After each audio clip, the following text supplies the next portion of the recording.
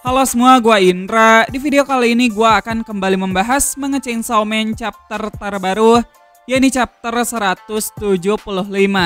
Dan oke, gak perlu banyak basa-basi, langsung saja kita ke pembahasannya. Chapter kali ini berjudul Kedua Tangan, masih melanjutkan cerita sebelumnya, di mana setelah kemarin Chainsaw Man menghabisi Mood Devil, kali ini cerita diawali dengan seseorang yang tak sengaja memergoki Chainsaw Man. Orang tersebut pun lari, dan ya begitu Chainsaw Man keluar, yang lain juga ikut lari ketakutan. Tak lama kemudian ada sekelompok orang bersenjatakan tombak yang menuju Chainsaw Man. Tapi ya begitu mereka menyerang Chainsaw Man, malah tombak mereka yang patah. Kepala orang-orang itu pun terbang. Dan hal itu membuat rekan-rekannya yang lain juga lari ketakutan. Nah, dari kerumunan massa yang berlarian, muncullah si Wolverine KW alias Katana Man yang sudah siap berubah. Di sini Katana Man pun mulai mengambil ancang-ancang. Sementara itu, Biro Keamanan kembali memanggil tangan Aging Devil. Sedangkan dari atas, Yoru datang dengan pedangnya. Ketiganya pun secara serempak mendaratkan serangan pada Chainsaw Man. Namun, seolah tanpa bergeming sedikit pun, Chainsaw Man berhasil membuat kedua tangan Aging Devil buntung, lalu kepala dan tangan Katana Man putus, kemudian tubuh Katana Man jatuh menimpa Yoru, dan setelah Yoru menyingkirkan tubuh Katana Man, Yoru pun kembali berdiri, dan kita bisa melihat kalau sekarang kedua tangan Yoru sudah tiada. Chainsaw Man pun datang menghampiri Yoru, dan entah sudah menyerah, sudah kehabisan banyak darah, atau mungkin karena alasan lain, di sini Yoru berlutut kepada Chainsaw Man. Setelah beberapa saat memejamkan matanya, Yoru pun membuka matanya dengan lebar. Dan di sini mata Yoru seolah digambarkan bersinar. Dan ya, chapter kali ini pun berakhir sampai di sana. Oke, jadi itu dia Chainsaw Man chapter 175. Chapter yang gokil dan super duper singkat. Ya, karena di chapter sebelumnya Chainsaw Man sudah menghapus mulut, dampaknya sangat terasa sekali ya di chapter kali ini. Tak ada satupun balon teks di chapter kali ini. Walhasil, seluruh panel di chapter kali ini bersih banget. Nah, selain sangat singkat, nggak banyak yang bisa kita bahas dari chapter kali ini. Jadi ya mungkin biar video ini nggak singkat-singkat amat, gua akan campur pembahasan chapter kali ini dengan beberapa bahasan yang sempat gua lewatkan. Tapi tenang saja, topik yang akan gua bawakan masih relevan dengan chapter kali ini. Pertama, di sini ada detail menarik di mana Chainsaw Man tak segan membunuh para orang bersenjatakan tombak. Padahal sebelumnya ia membiarkan orang-orang untuk kabur. Jika kalian pikir Chainsaw Man menghabisi orang-orang tersebut karena mereka yang mulai duluan, ya itu gak salah sih. Cuman jika kita tarik mundur ke belakang, alasan mengapa Denji bisa berubah menjadi Black Chainsaw Man itu dikarenakan ia melihat kepala Nayuta yang terpenggal. Nah, agak mundur lagi ke belakang, terakhir kali Denji bertemu Nayuta dalam keadaan sehat itu ketika apartemennya kebakaran.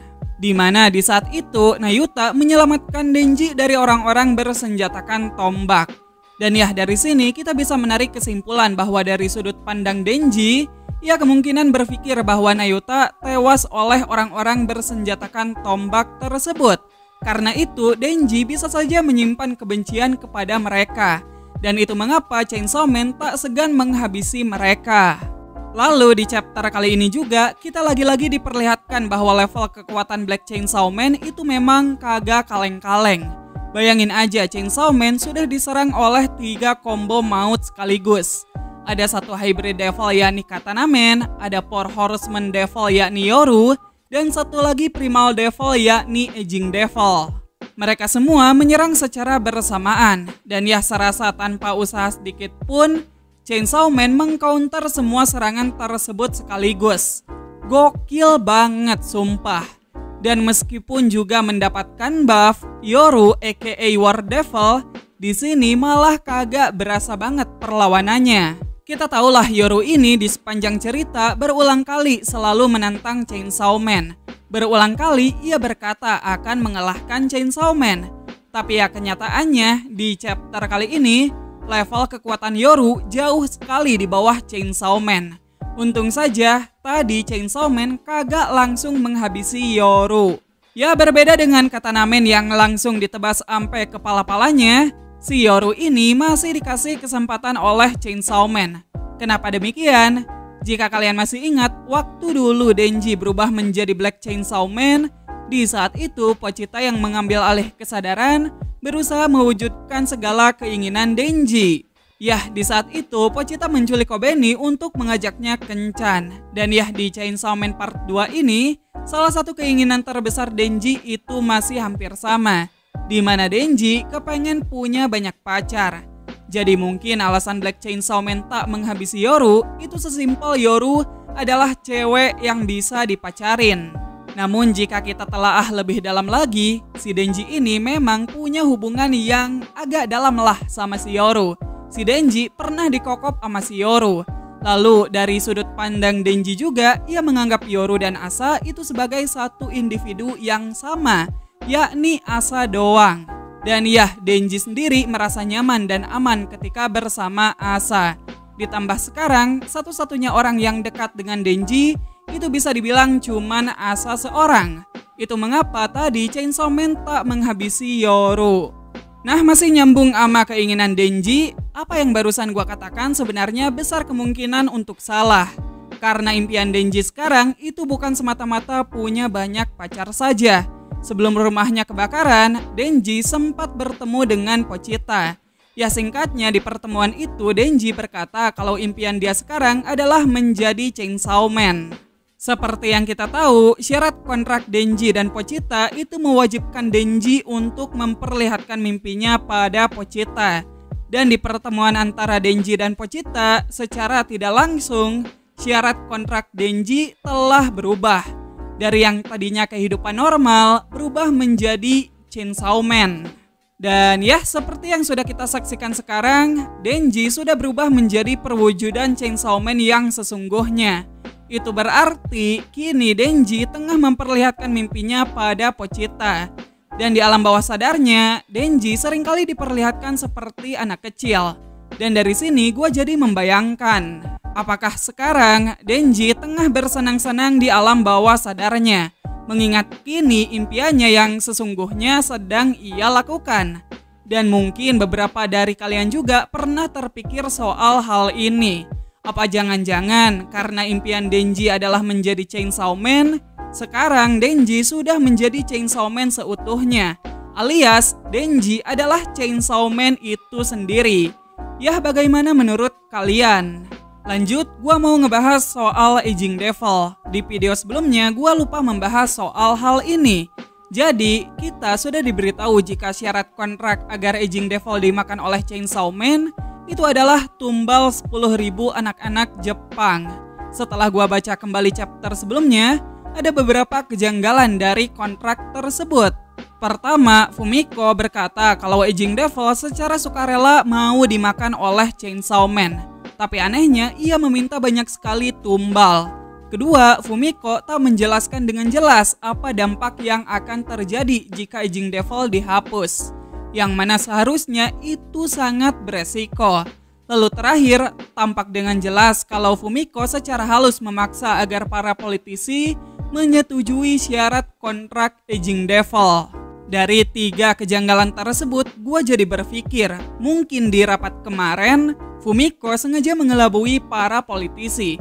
Mungkin sebenarnya Aging Devil tak ingin serta-merta dimakan oleh Chainsaw Man. Bisa saja kan tumbal 10.000 anak tersebut ditujukan untuk memanggil perwujudan sempurna Aging Devil ke muka bumi. Ya, seperti yang sudah diperlihatkan, sekarang pihak Biro Keamanan hanya bisa mensummon tangan Aging Devil saja. Dan ya, seharusnya sebagai Primal Devil, Aging Devil ini memiliki kekuatan maha dahsyat. Oleh karena itu, pihak Biro Keamanan butuh Aging Devil turun langsung ke bumi untuk menghadapi Chainsaw Man. Namun mungkin karena mereka tak bisa memenuhi syarat yang diminta Aging Devil, itu mengapa mereka mengutus Fumiko untuk mengelabui pemerintah agar menyediakan persyaratan untuk Aging Devil. Nah, berikutnya kita bahas soal Yoru. Terlepas dari aksinya yang enggak begitu berasa, tetap saja ada hal menarik yang bisa kita bahas dari si Yoru. Dimana di akhir chapter, selepas kehilangan tangannya, Yoru secara tiba-tiba berlutut di hadapan Chainsaw Man. Pergerakan tak terduga ini pastinya memiliki makna tersendiri.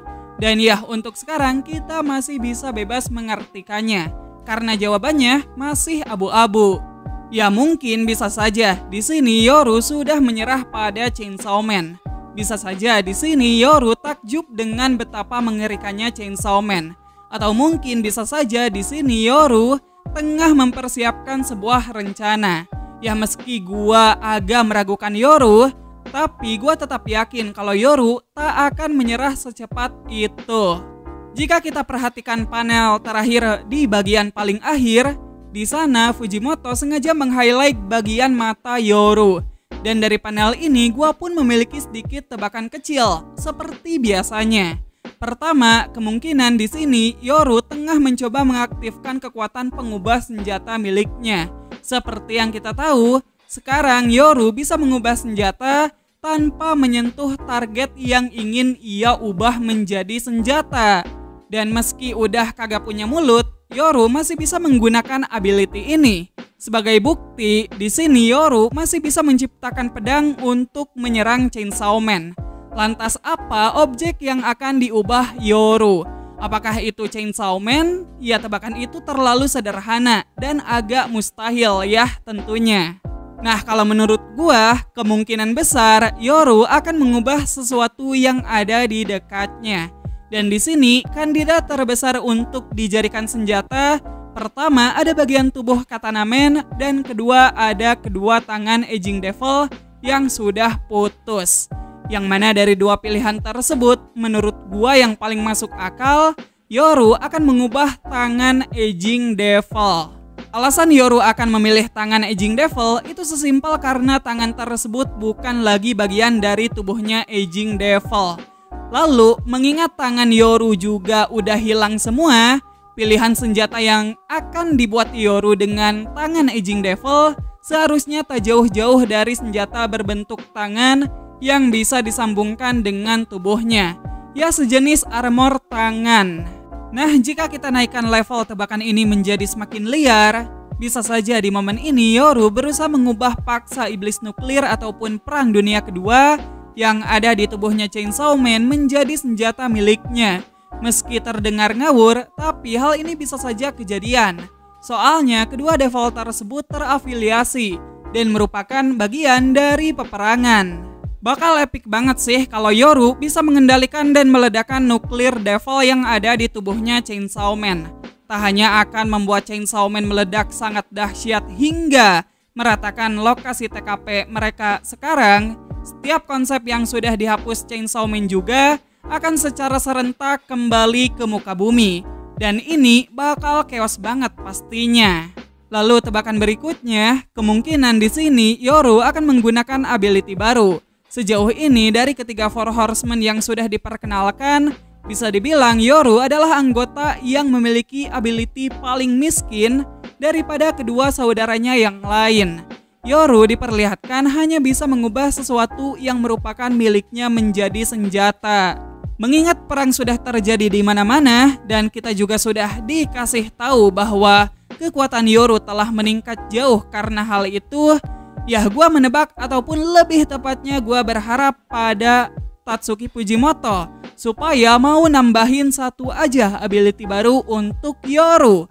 Kasih anjir gembel banget ability-nya. Mana sekarang kan tangan Yoru udah hilang semua gitu kan. Lalu tebakan berikutnya, jika di sini Yoru fix merasa ketakutan, kemungkinan ia akan bertukar tubuh dengan Asa. Dimana ya seperti yang kita tahu, si Asa ini udah jatuh cinta gitu kan sama Chainsaw Man. Dan ia bisa saja ketika Asa mendapat kembali kesadaran, ia akan melakukan move-move plot twist seperti biasanya.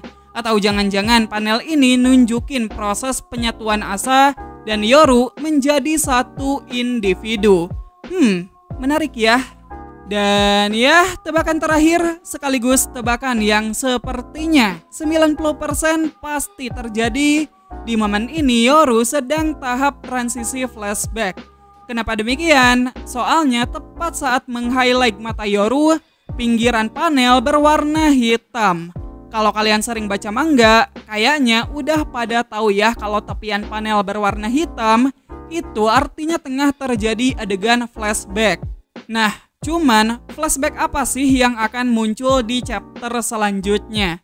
Tebakan gua sih antara ketika para Four Horsemen bertarung dengan Chainsaw Man waktu di neraka, atau mungkin momen sebelum Yoru merasuki tubuhnya Asa, atau mungkin bisa saja di sini kita akan diperlihatkan flashback soal peperangan, di mana itu adalah masa prime-nya Yoru. Oke, kayaknya pembahasan ini udah terlalu panjang. Ya semoga saja tak ada satupun tebakan gua yang benar, karena cerita akan semakin menarik saat semua tebakan kita ditepis oleh keabsurdan Fujimoto. Sorry banget ya, meski chapter ini singkat, gua malah banyak bacot. Tapi justru karena minggu depan libur, mending gua lampiaskan aja semua pemikiran ngawur yang ada di otak gua. So ya gitu aja pembahasan kita kali ini. Makasih buat kalian semua yang udah nyimak sampai akhir. Sekian gua Indra dan sampai jumpa di video yang selanjutnya. Dah.